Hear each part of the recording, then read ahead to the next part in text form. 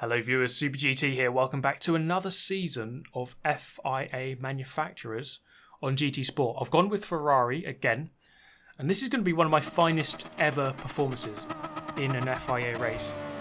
Now, the Ferrari in Group 3 has a significant downside, and that is the tyre wear on its rear tyres.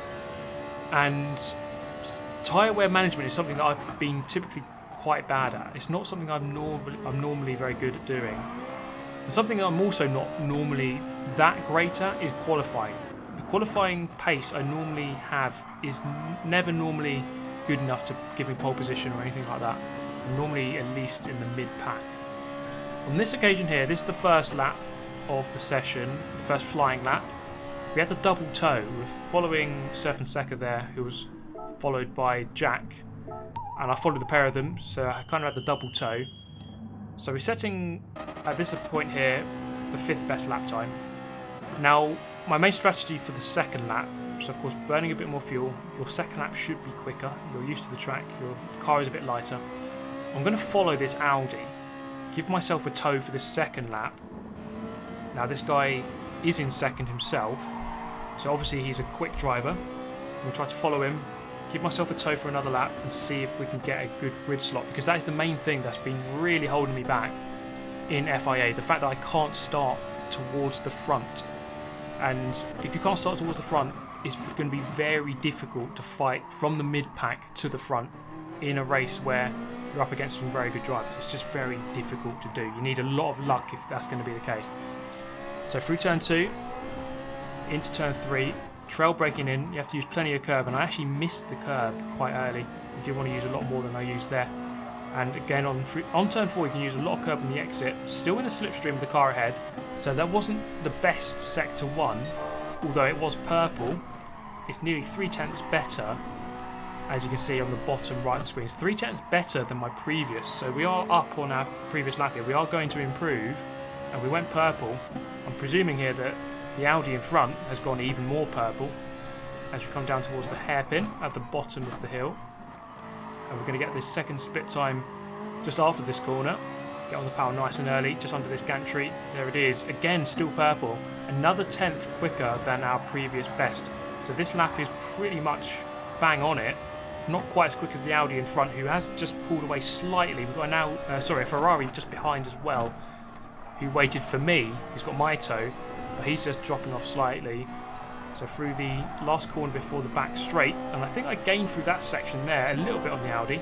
Again, still purple. Again, just a marginal amount quicker than my previous best.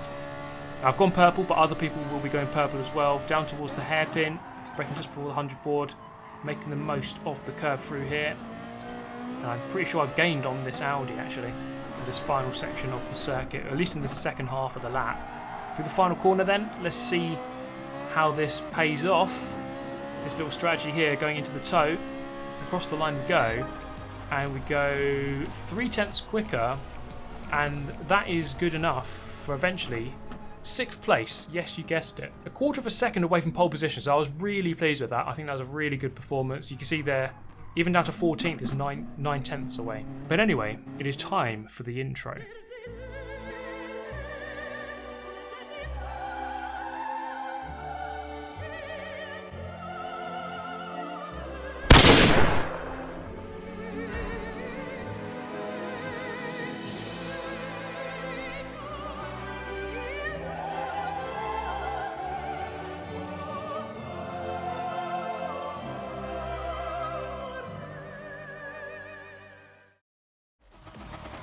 So there we go, a tribute in the brand new FIA intro to David Perel, who I sadly murdered on the karting podium by smashing a trophy into his nose. But anyway, let's see what we can do then. 6th on the grid, of course, 15 laps around the Nürburgring Grand Prix circuit. Now this is one of my stronger tracks. This is one of my tracks this is one of the tracks I really like, and I normally go quite well around here. So that probably was one of the reasons why I did well in qualifying. But alongside that, of course, just the strategy of following the Audi and using the toe, that really did help. And normally I'm sort of I have too much honour, and I just try to lap without the toe. But I mean, the toe is an important aspect of this game. So I made the full use of it, and it's worked. I'm towards the front of the pack. I probably wasn't going to be quick enough to get pole position. I need another 2.5 tenths, but where I started 6th place, I think I'm pretty happy with that. So let's see if we can convert that into a good result. Now the main things, as we've mentioned, my main weaknesses, I would say, in FIA races, and it's important to identify your weaknesses and your strengths so that you know what to work on. Weakness number 1, qualifying. So we've got that out of the way, and we actually did a good job on this occasion. So we don't have to worry about that. And weakness number 2 for me is tyre management, tyre wear. Very difficult to do in this car. I've got the brake bias all the way to the front, but you'll see throughout the course of the video and throughout the course of each stint that the rear tyres still wear out way too much, and that in turn makes the car very difficult to handle. It becomes very slidey. You get on the power, it just wants to drift out. You want to turn in, the rear end just wants to slide around. So it's really difficult to control the car later on in the stint. So there was the option to go for the 2-stop. I'm pretty sure the 1-stop is the optimal strategy, really. But we're just going to see how this one plays out. Well, the Mercedes up front there, looking for the move on the Jaguar. The Jaguar is also going to have the same problem as me. We both have mid-engines, and what that means is that we struggle from rear tyre wear. Coming down towards the first corner, the Corvette at the inside of the Mercedes, and this Mercedes kind of just gets caught napping here, so I go around the outside of him, through turn 1 on the exit of turn 1 into turn 2, and I've gained a position. So that Mercedes has gone from challenging for 3rd up against the Jaguar to then losing 3 positions, going down to 6th place, or losing 2 positions. So it just shows you, in these FIA races, it really is a fine margin between success and going backwards. You really do have to make sure that when you get a move done, you get it done, and you don't mess about and get it half done.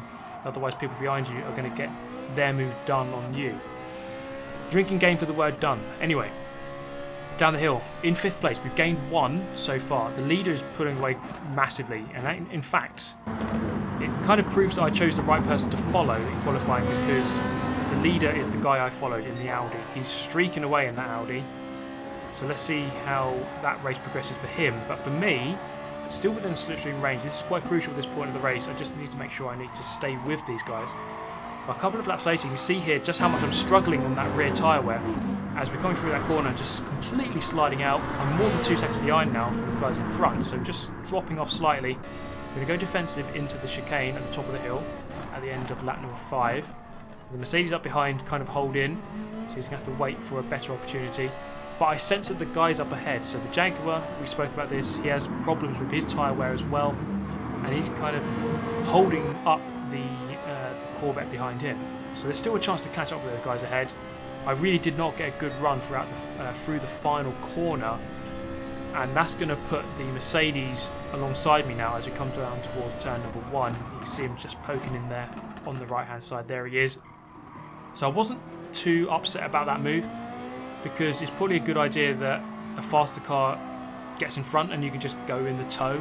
You can gain overall lap time or gain overall race time by doing this instead. I didn't really lose any time by being overtaken, but if this guy is quicker, then we can get into the tow, kind of how we did in qualifying, and just follow him back towards the guys in front, who clearly have just begun to pull away slightly.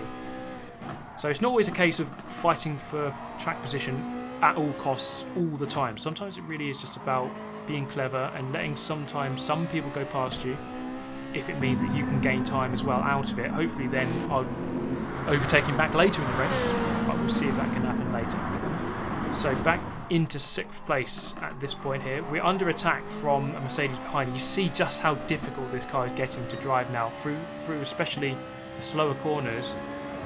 The car really just wants to slide out again. There, look at that, almost losing control. And I was on a fine edge at this race. Oh my god, let me tell you, I was so close to spinning out on multiple occasions, because this Ferrari is very difficult to drive. It's a difficult car to drive anyway, but once the tyres begin to wear out, it becomes even more difficult. Now there was a possibility of a 2-stop. I could come in like now and drop in But the problem is traffic. You don't want to go into the pit lane, come out with fresh tyres and get stuck behind a load of people. And unfortunately, I think that is what's going to happen here if I were to go for the pit stop. So this guy behind, the Mercedes, you can see it there, he peels off to the right hand side, goes into the pit lane. So he's going to go for the undercut, possibly a two-stop, but I think he's just going to go for the undercut. The problem he's going to have is what we've just mentioned. He's going to pull out in traffic and he's going to lose time in that traffic. He's going to pull out behind people who are on old tyres while he's got fresh tyres, so he's going to lose time, definitely. But we'll see how that one develops. He may well still be able to get the undercut. Whilst we're racing on these seriously worn out tyres, he's got fresh tyres, so he might be able to jump us all. Now, we're definitely gaining on this group up ahead. The Jaguar in third, I think is having the same issues that I'm having, rear tyre wear. And that is helping me because he's having to defend from the Corvette and the Mercedes behind him just in front there. Up towards the chicane for the 7th time. This is going to be the final time on this set of tyres, just really creeping through that corner. So the Corvette and the Jaguar both go in. I'm going to go in as well. And the Mercedes, interestingly, decides to stay out. So into the pit lane we go for our one and only pit stop. I hope I don't have to make another one from here. 7 laps on the first set of tyres, 8 on the second. Let's see how close this is then with that Mercedes who went in a lap earlier. We're still going to be behind the Corvette and the Jaguar. So here it is then. Mercedes coming down the main straight in towards turn 1. I'm just going to get ahead. You can see that there. I'm about half a car length ahead, really. Very, very close indeed. So he definitely lost a lot of time, stuck behind traffic. But here, this is where the race really unravels a little bit. As I go defensive, and he doesn't really respect it and just kind of just forces me wide. And we're going to lose maybe a second there from that collision. So a bit annoying. I wanted to keep him behind me, really. Obviously, that's kind of the idea. Went narrow. The gap was still there. Could have done it, but it wasn't a clean move at all. So we're going to lose a load of time.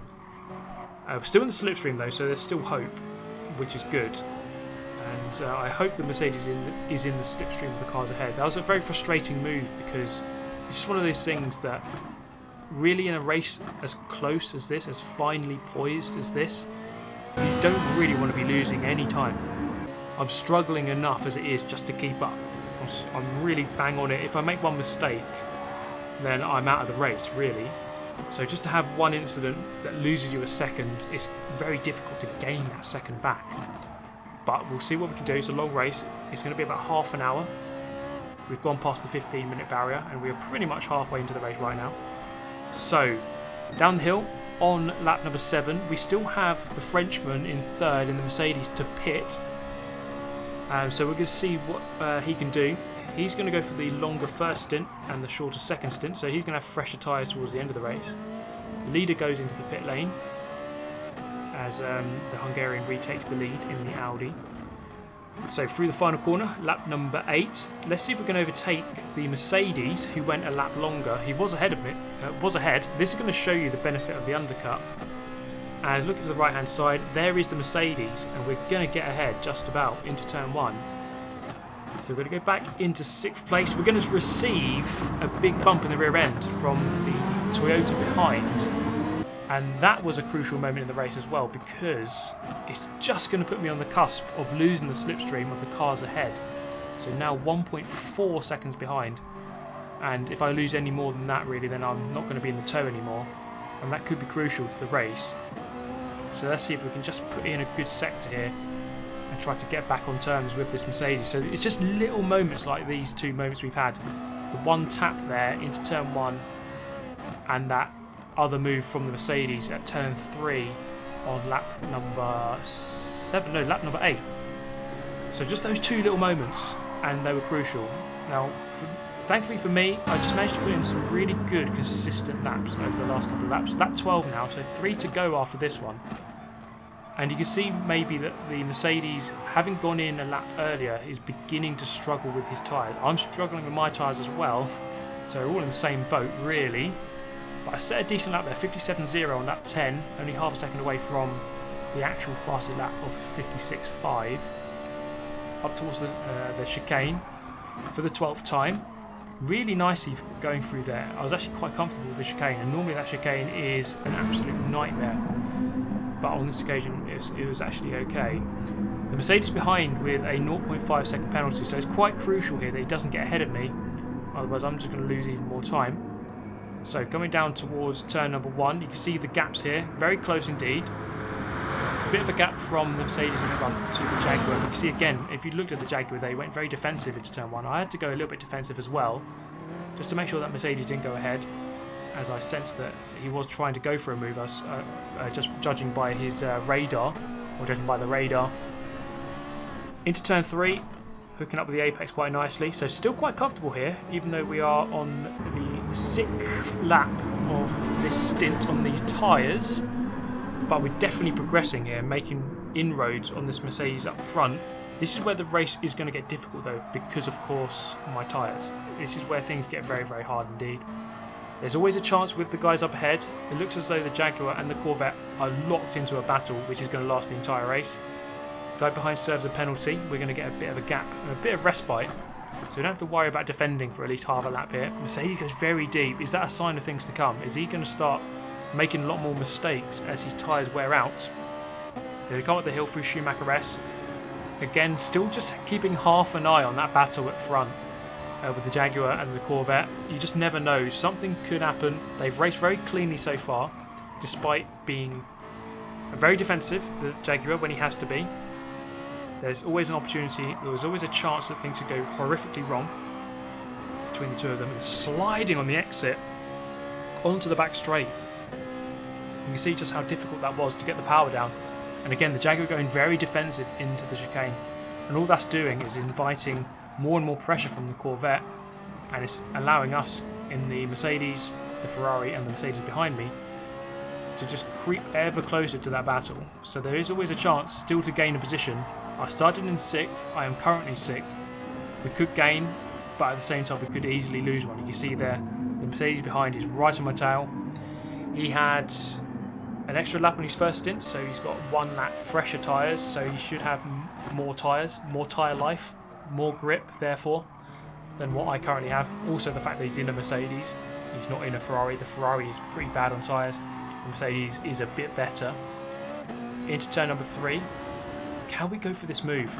I was kind of unhappy with the move, the way that he got past, and I really did want to go past, get back into this 5th place, but on tyres this bad, it's very difficult to get a clean move done. I can't really afford just to make a silly mistake. Go up the inside, a little bit too soon or from too far back, push him wide and get a penalty. You just never know what might happen. So you really have to wait for the right opportunity once it presents itself. So this is getting really close. It's getting very interesting as we come down towards the chicane. The hairpin. For the 14th time, so only one more time after this. Nearly on the final lap of the race. It's a very finely poised battle between 3rd and 8th. Most of us here very, very close. And the gap from 8th to 9th is actually very big. And it just shows you, let's say I qualified in 10th, I'd probably be way back right now. But it just shows you, by starting at the front of the pack, it really does help. Going for a massive slide that Ken Block will be proud of. Through that corner, again through this one as well. Really not in tune with the car at the moment, as that invites the Mercedes to get alongside us as we come through the king towards the chicane on the 14th and penultimate lap. It's coming up towards the chicane then on the brakes, and I just can't quite get the job done. I perhaps could have been more aggressive, but I think I've learnt lessons from previous races that just by pushing too much you make mistakes, and on this occasion I could have easily have lost the car a million times in this race, but I'm still in the race by not making any mistakes. And that is one of the crucial things, and this is why I think this is one of my best ever performances, because I qualified well, which I never normally do, and I've controlled the tyres, or I've driven well on very worn tyres, which again is something I never normally do. The one thing I would say that I've changed in this race, there's perhaps a reason why this is working, and that is just braking more gently. I never really appreciated the importance of the brake pedal. Normally you just slam it down and get into the corner, but by being more gentle and not applying 100% brakes all the time, you actually preserve your car a lot better. You preserve your tyres, and your car just rewards you by being easier to drive. So that's something I've been trying to work on, and I think it's worked for this race, just by being more gentle with the brake pedal. lap 8 of this stint, the final and 15th lap of the race, and you see just how difficult things are getting because I'm dropping right off of the group up ahead. So it's a 4-way battle for third, with myself here a good 1.5 seconds away and just struggling with grip through that bottom corner there. So this is very much turned to a defensive race now, as I don't think I can really secure anything better than 7th unless the guys up ahead make a big mistake or get a penalty. Same thing, I suppose. Now I'm going to go very defensive into that one. Again through here, just watching the radar. One eye on the radar, one eye on the circuit. Onto the back straight. We've got the FT1 for company here. And we've got pretty much 2 more corners left to defend, and then we should be able to secure this position. We're going to move to the left-hand side, stay to the left, and looking at the radar, he's going to go to the right-hand side. We're going to get the position here. Go nicely through the chicane, which we've been taking very well actually through the entirety of the race. We didn't get 1 penalty in this race, which is good. Through the final corner, going defensive, hook up with the apex, park it on the apex, just to make sure he doesn't do the cutback. But ultimately, a very decent performance. Yes, great drive, well done. The boys back at Maranello clearly very happy with that one. Now, it's only 7th, but for me, I would say that's a really good performance because it was hard. It was really hard. I could have lost the car at so many points. I did a 1 stop in the Ferrari Group 3 car, and I was fighting with some very good drivers. Guys like Surf and Seca, who's normally always up there in these races. So to be up there with those kind of guys, really pleased with that. Nailed qualifying and didn't do too badly in the race. But that is it from me. Thank you so much for watching. Do let me know your thoughts. And perhaps let me know the things that you need to work on in these races, the FIA races. What are the things that you do well? What are the things you do badly? And for me, of course, again, qualifying and tyre wear. And I did quite a good job on this occasion. But that is all from me. Thank you so much for watching. If you want a little bit more of Super GT, then do follow me on Twitter and on Instagram, linked in the description. And again, thank you so much for my channel members and Patreon followers. But that is all from me. Have a nice day, everyone. I shall see you next time. Goodbye.